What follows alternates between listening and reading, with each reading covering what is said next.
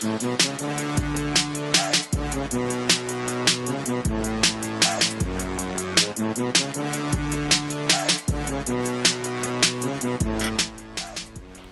podcast here, Thursday, kind of emergency podcast. Real quick, I wanted to share some thoughts on Dwyane Wade and him officially retiring from the game of basketball. He did play last night, actually, against the Nets, and boy, did he have put up a performance. I missed the game, actually. I was actually with a couple of friends playing poker, but I'm going to watch the game back tonight when I get a chance. And I don't want to spend too much time on this pod. We got a lot of other episodes coming up. This one tonight, of course, and then tomorrow. But I did want to leave some final words on the meaning of Dwyane Wade, and when he meant to the game of basketball here in South Florida. Me being a Heat fan 30 years, the importance of Dwyane Wade. Now, I remember doing a similar podcast like this a couple of years ago. In 2016, when he left Miami to go to Chicago, which we all thought that would be the end of Dwyane Wade in Miami. We figured he'd go to Chicago, spend 2 years there, and maybe retire. Little we know that a year and a half later, he'd be back in Miami for a playoff run last year, and then one last season, one last dance this year. But one of the things I keep going back to with Dwyane Wade, and it's bigger than Dwyane Wade, too. It's just the whole Heat culture, I want to call it, the Miami Heat legacy, the franchise, a team that's now existed for 31 years. I've been a fan of for 30 years. The importance of Dwyane Wade in this community, the importance of Dwyane Wade on this team, it cannot be more... It cannot be more expressed how important he is to this franchise, or was this franchise, and still is this franchise, really. He'll get a statue. He's the first ballot Hall of Famer. And this is a great guy. I met him one time. I met him a couple of years ago, I think right before his free agency period in 2016 at the Fountain Blue with my family. He happened to be there randomly. I was there visiting my sister, and he happened to be hanging out there right before free agency started, during the playoffs. And she's definitely looked like a guy who had a lot on his mind at the time. But Dwyane Wade, is the first for the Heat. And let me explain why. Now, obviously, you're going to say, oh, well, they've had stars before then. Yeah, we had stars before that. I mean, first off, the very reason I became a Heat fan was because of Glenn Rice. But Glenn Rice was never a transcendent star. I mean, and I love Glenn Rice, one of my 5, 6 great players of all time. But he was never a transcendent star. He actually never became an all-star until after he left Miami. Not because he wasn't good enough, because I guess as a small forward, you had Pippen. I think back then Barkley was still a small forward in Philadelphia. It was kind of hard to crack that all-star credential back in the early 90s. But Glenn Rice, he was a star. He wasn't a superstar, and he like I said, he didn't get all-star validation until he left Miami. And actually, when the Heat traded him from Miami for Alonzo Mourning. Now, Alonzo Mourning is technically the first true all-star the Heat's ever had, but he was never homegrown. He was in Charlotte before. He made all-star team with Charlotte before that. He was the first star we had, first real star, first remarkable player. Him and Tim Hardaway in the late 90s. Excuse me. But he was never first. He was never homegrown, and I think there was always, even though Zoe definitely today still recognizes himself as a Heat lifer, or what you want to call that, which he is. He still works for the team, obviously. He was not grown here. He wasn't. The team didn't draft him. Again, he had some roots in Charlotte. Although, again, Miami is still his. Is what he claims.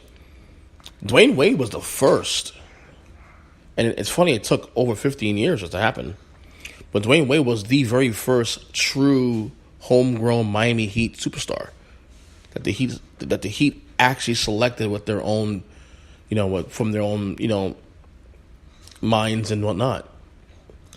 And, and from the opening bell for the first couple of years, he went from a star to a superstar to an NBA champion to a megastar.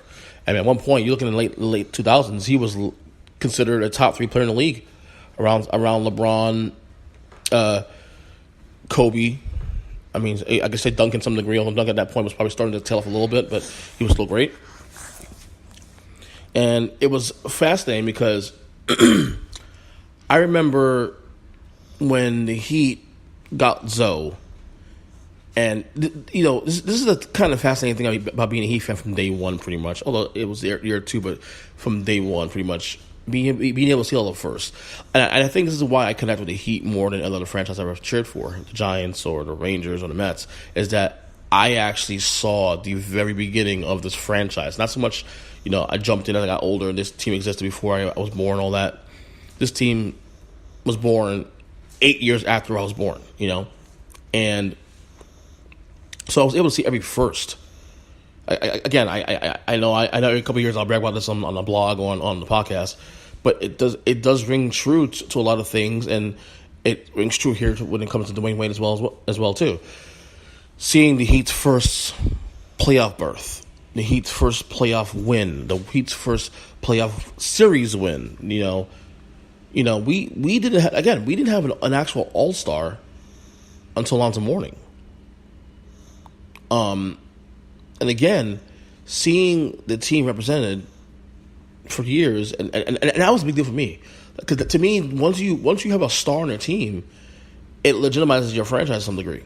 And Dwyane Wade was the first real homegrown star the team ever had that legitimized the franchise. And then you win a championship in year 3. On top of that, I mean that's big time stuff, man. And I think you look back. Obviously, there was great moments. Obviously, there were some low moments, especially toward the end, and then come back here again. It wasn't perfect, but it was perfect in a sense because it was real. It told a true story. Dwyane Wade comes in the league, fresh-faced kid, overexceeds expectations as a star, wins the championship year 3, then back to reality next year where the Heat gets swept out of the playoffs in Chicago. Then Dwyane busts his shoulder, out for the year. Then arguably his 3 best years of his career individually on a mediocre team.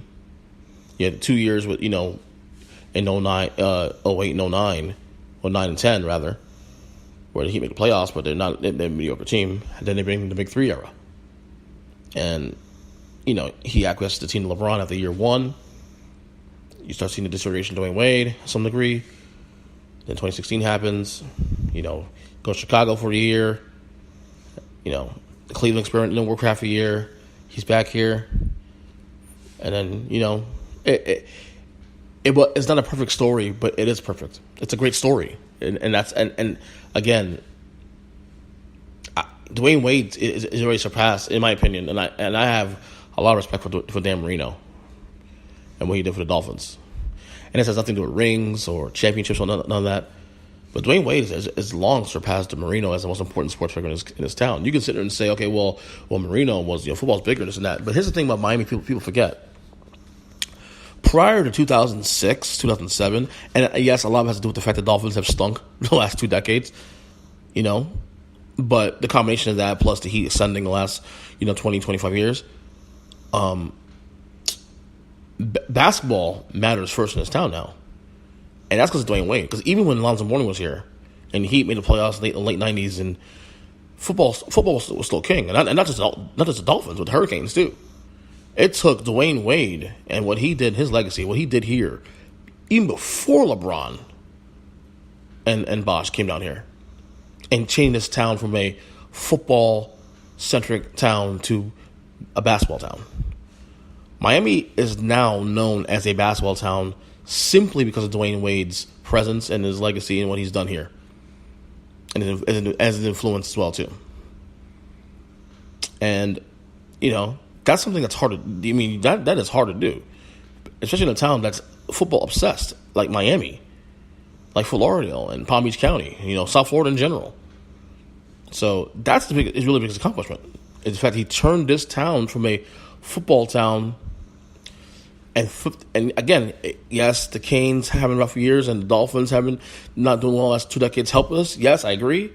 But again, changing the town into a basketball town and making basketball matter in this town, that will forever be his biggest accomplishment. Probably more than the 3 rings. 3 rings is not just, to me, it's like a cherry on top. So, watching the last 2 nights of Dwyane Wade, the home finale on Tuesday, and the final game in Brooklyn, in my hometown actually, where I'm born. Very bittersweet. The Heat are in the playoffs. They didn't make the playoffs this year, but again, this year is about number 3. It's not about the team, really. To be honest with you, and yet Dwyane Wade was still a team player, willing to come off the bench, willing to do things necessary to win. So, again, salute to number 3. We'll see you in the Hall of Fame in a couple of years. And, thanks for all the memories, man. It's a great run. So, anyway, we'll talk soon.